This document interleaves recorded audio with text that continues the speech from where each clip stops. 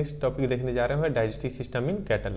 जो हमारा कैटल का डाइजेस्टिव सिस्टम होता है उसके जो अंदर होता है माउथ, इसोफेगस और 4 कंपार्टमेंट होते हैं स्टोमक के, देन स्मॉल इंटेस्टाइन और लार्ज इंटेस्टाइन।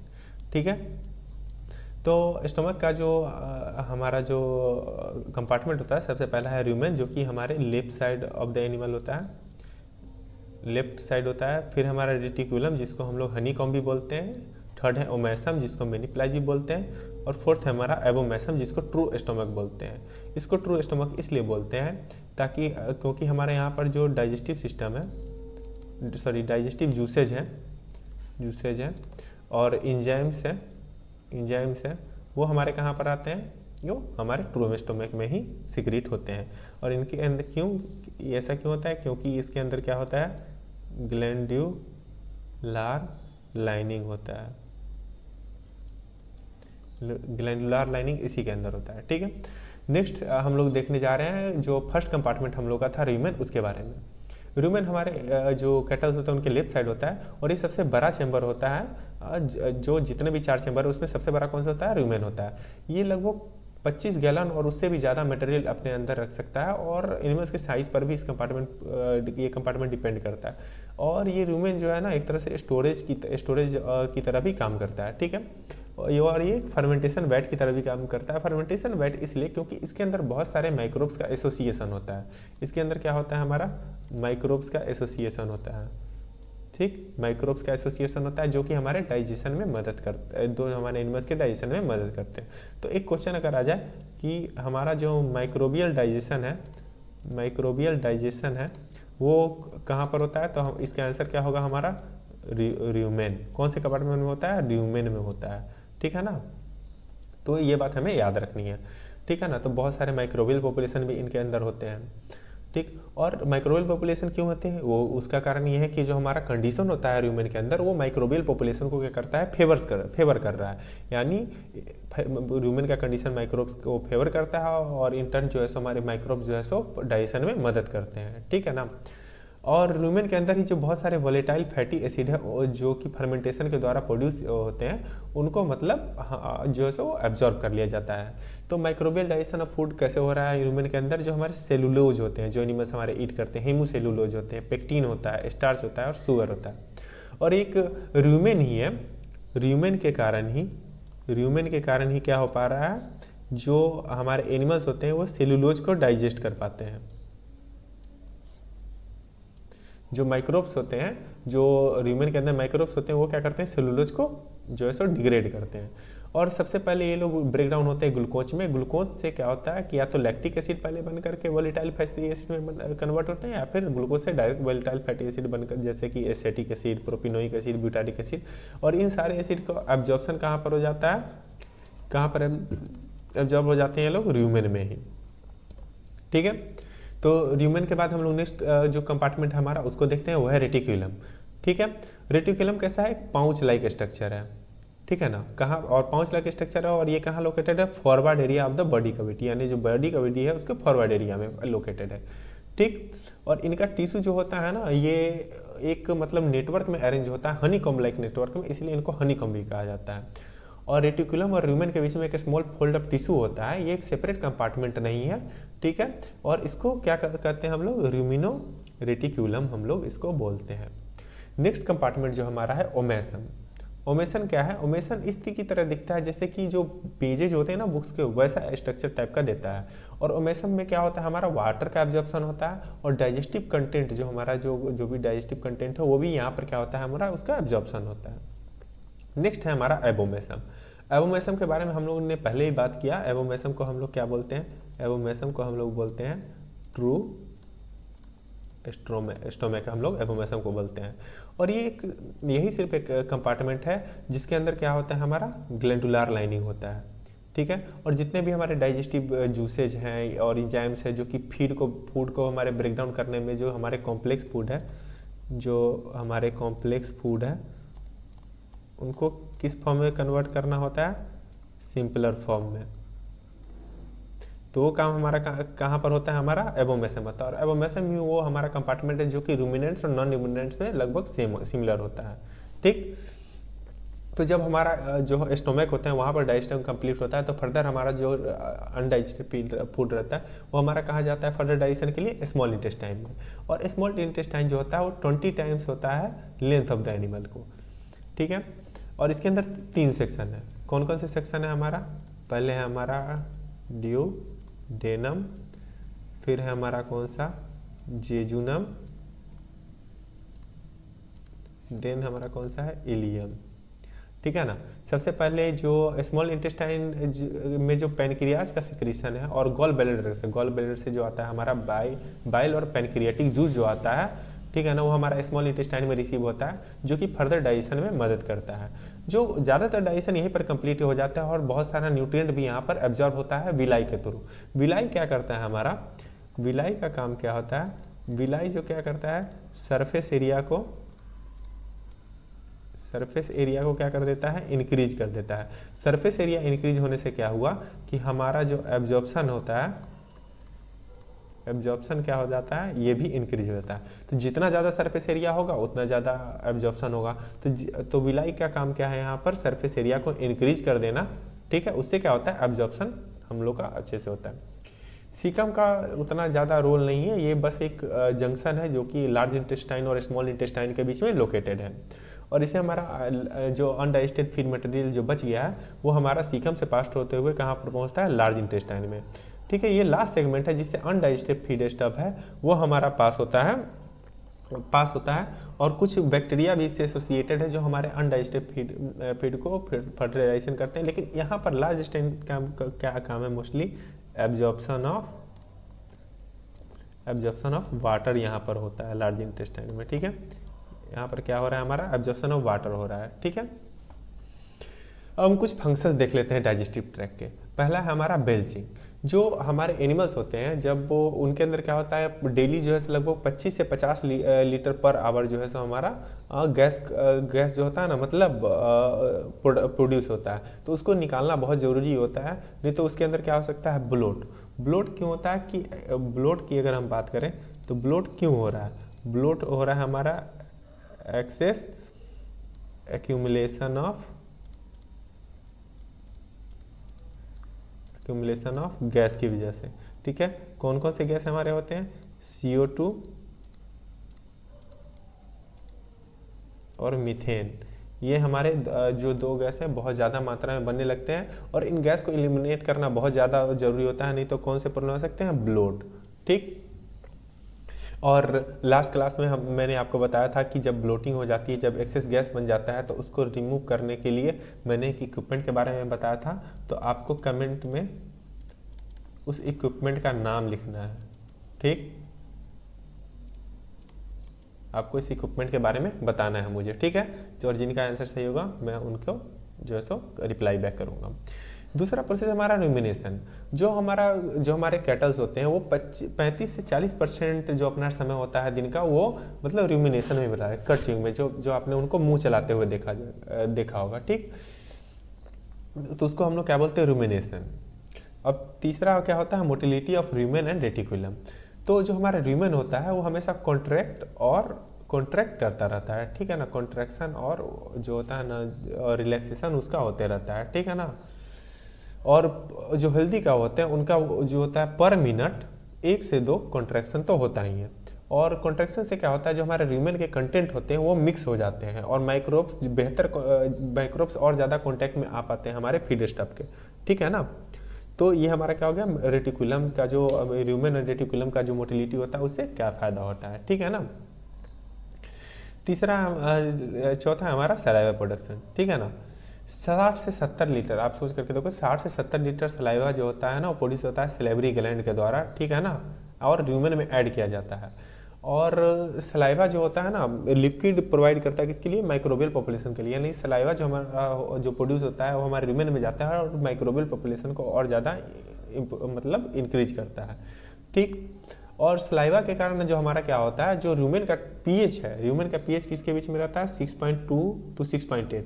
और ये पीएच काफ़ी इंपॉर्टेंट इसलिए हो जाता है ताकि हमारा माइक्रोबियल पॉपुलेशन को मेंटेन करने के लिए भी पीएच जरूरी है, ठीक है ना। और जब हमारा माइक्रोबियल पॉपुलेशन अगर बेहतरीन रहेगा तो फॉरेज और फीड स्टफ हमारे अच्छे से डाइजेस्ट हो पाएंगे, ठीक। वोमिटिंग क्या है कि कैटल ज़्यादातर तो वोमिट नहीं करते हैं, बट ओकेजनली क्या हो जाता है कि जैसे कि कुछ अल्कालॉइड्स ले लिया, जो कि मतलब अल्कालॉइड्स ले लिया जो मतलब वो डाइजेस्ट नहीं कर सकते हैं, या फिर कुछ पॉइजनस चीज़ें हैं, तो क्या करते हैं वो क्या कराएगा, वोमिटिंग को इंड्यूस कराएगा, ठीक है। तो ये हमारा डाइजेस्टिव सिस्टम हो चुका खत्म। अब हमारा क्या है, नेक्स्ट है स्ट्रेस साइकिल। तो जो हमारे कैटल्स होते हैं उसके अंदर जो हमारा स्ट्रेस साइकिल वो कितने दिन का हो सकता है, 21 से 24 दिनों का होता है। कैटल्स के अंदर कितने दिनों का होता है, 21 टू 24 डेज के अंदर होता है। तो इसके अंदर कौन कौन सा होता है, हमारा सबसे पहला है प्रोएस्ट्रस के हमारा क्या है, हमारा इसके अंदर जो प्रोएस्ट्रस हमारा कितने दिन का होता है, 2 दिन तक चल सकता है, ठीक है ना, 2 दिन का होता है। इसमें क्या होता है कि एस्ट्रोजन का लेवल बहुत ज़्यादा इंक्रीज होता है, ठीक। इसके अंदर चेंजेस क्या क्या आते हैं, ठीक है ना। और जो हमारे जो कैटल्स के अंदर की ओवरी होती है वो एक डोमिनेंट फॉलिकल को प्रिपेयर करती है, ब्लड फ्लो इंक्रीज होता है रिप्रोडक्टिव ट्रैक में, और सर्विक्स क्या होता है, रिलैक्स होने लगता है। और काउ साइन कौन सा कैसा साइन शो करता है, ठीक है ना। उसके अंदर कुछ बिहेवियरल चेंजेज आपको देखने को मिलेंगे। वुल्वा वल्वा जो होता है इनके रिप्रोडक्टिव सिस्टम है, जो हम लोग आगे देखेंगे कि वल्वा होता क्या है, आगे मैं जब रिप्रोडक्टिव सिस्टम नेक्स्ट लेक्चर में बताऊंगा तो इनके बारे में अच्छे से करेंगे, ठीक है। वुल्वा स्वेलिंग आ जाती है, बट एनिमल्स अभी हीट में नहीं है, ठीक। सेकंड जो होता है हमारा वो हीट एस्ट्रम या फिर एस्ट्रेस या फिर हीट बोलते हैं इसको, ठीक।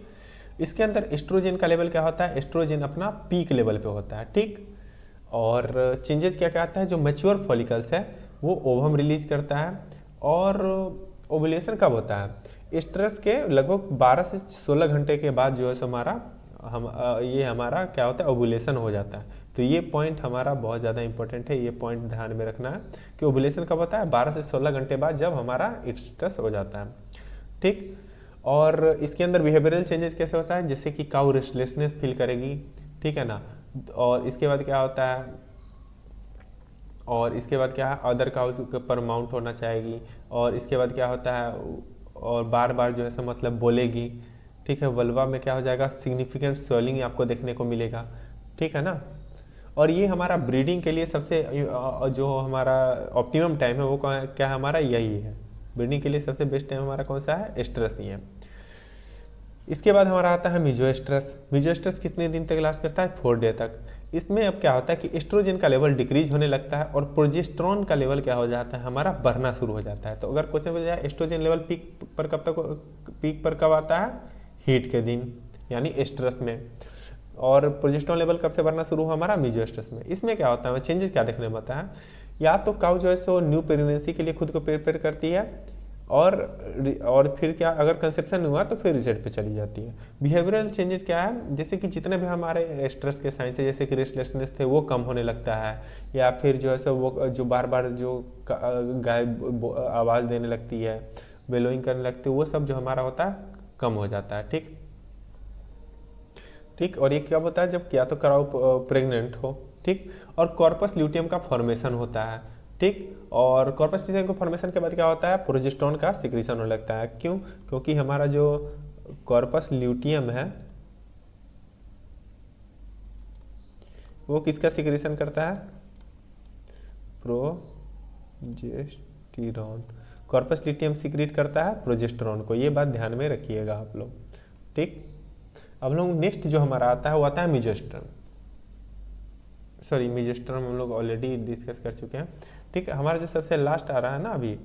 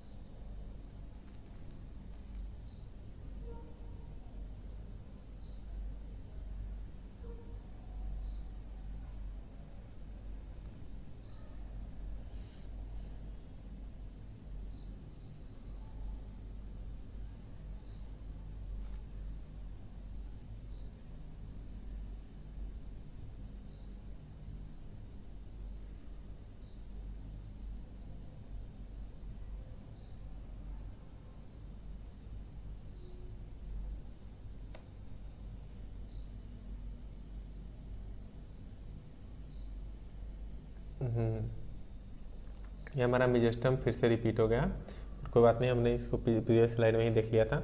अब हमारा जो है सो मतलब जो है सो नेक्स्ट हमारा क्या है, डायस्ट्रम है। ठीक है, डायस्ट्रम में क्या होता है कि प्रोजेस्टेरोन का लेवल जो सबसे हाईएस्ट होता है हमारा डायस्ट्रम में होता है, कॉर्पस ल्यूटियम से। चेंजेस इसमें क्या होता है कि यूट्राइन का जो यूट्रस का लाइनिंग है वो हमारा मोर स्टेबल होता है, और जो हमारा एम्ब्रियो का इम्प्लामेंटेशन के लिए रेडी हो जाता है। और हमारा साइन क्या होता है कि कोई भी स्ट्रेस का साइन नहीं होता है। अगर प्रेगनेंसी नहीं होता है तो ल्यूटियल फेज खत्म होता है, और प्रोस्ट्रस में हमारा फिर से हमारा साइकिल रिपीट होकर प्रोस्ट्रस में आ जाता है। ठीक है, इसके साइकिल पर इन पर क्या होता है कि कॉर्पस ल्यूटियम जो है हमारा, कॉर्पस ल्यूटियम जो है सो क्या हो जाता है, डिजेनरेट करने लगता है। ठीक है, डिजेनरेट करता है, और उसके बाद क्या होता है, प्रोजेस्टेरोन का जो हमारा लेवल है डिक्रीज होने लगता है। ठीक है, और स्ट्रेस साइकिल के बारे में देखें तो साइकिल का लेंथ इसका कितना होता है कि 21 दिन का होता है, लेकिन इसका जनरल डे की बात करें तो 18 से 24 दिन का होता है, कि इंडिविजुअल एनिमल्स पर भी डिपेंड करता है और उसके सर्कमस्टांसेस पर भी। ओप्यूलेशन जो होता है वो स्ट्रेस के लगभग 12 से 16 घंटे के बाद होता है। ठीक है, ब्रीडिंग मैनेजमेंट। ठीक, स्ट्रेस साइकिल को समझना, और जो हम आर्टिफिशियल इंसेमिनेशन करते हैं उसके लिए हमारे स्ट्रेस साइकिल को समझना बहुत ज़रूरी है। हीट के सिम्टम को जानना भी बहुत ज़्यादा इसमें इम्पोर्टेंट है, ताकि हमारा जो रिप्रोडक्टिव एफिशिएंसी है एनिमल्स का वो इंक्रीज हो सके। इन्वायरमेंटल फैक्टर बहुत सारे हैं जो कि कंट्रोल करते हैं हमारे स्ट्रेस साइकिल को, जैसे कि स्ट्रेस है, न्यूट्रिशन है, और ओवरऑल हेल्थ भी जो है सो मतलब इम्पैक्ट करते हैं स्ट्रेस साइकिल के, जैसे कि कुछ डिजीज भी इम्पेयर कर देते हैं हमारे स्ट्रेस साइकिल को। ठीक है, ओके। तो आज जो है सो हमने बहुत सारे टॉपिक को कवर किया। आज हमने सबसे पहले क्या देखा, आज हम लोग ने सबसे पहले देखा है आज हम लोग ने सबसे पहले देखा फीड स्टफ को।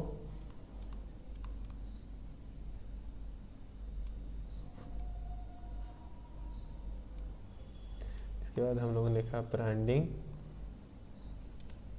सबसे पहले हम लोगों ने देखा डीहॉर्निंग को, फिर फीड स्टफ के बारे में, फिर ब्रांडिंग, फिर टैटूइंग, फिर हम लोगों ने देखा फिर डाइजेस्टिव सिस्टम को,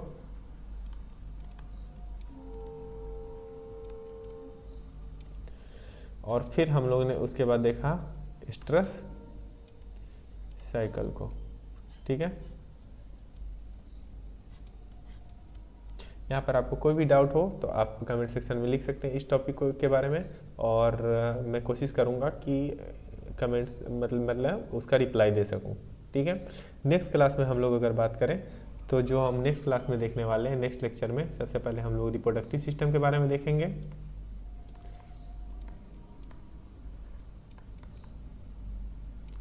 रिप्रोडक्टिव सिस्टम देखेंगे सबसे पहले हम लोग कैटल का, हम लोग देखेंगे फाउल या फिर जो हमारा चिकन होती हैं उनका। रिप्रोडक्टिव सिस्टम के बाद हम लोग जो है सो आएंगे ब्रीड्स हम लोग देखेंगे कैटल,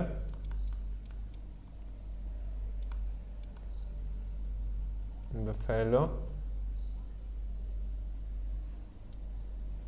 गोट, सीप।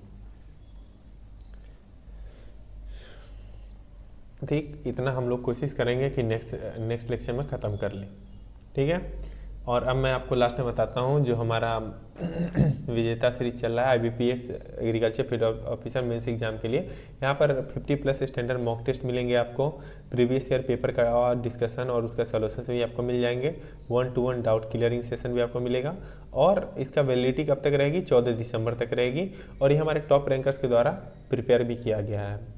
ठीक है, जो हमारे ICIPG के टॉप रैंकर्स हैं उनके द्वारा प्रिपेयर किया गया है, तो प्लीज़ आप इनको ज्वाइन कर सकते हैं। आपको अगर कोई सा भी डाउट हो तो आप इन दिए गए नंबर पर कांटेक्ट भी कर सकते हैं। ठीक है, अब मैं आपसे मिलता हूँ नेक्स्ट लेक्चर में। Till then, thank you.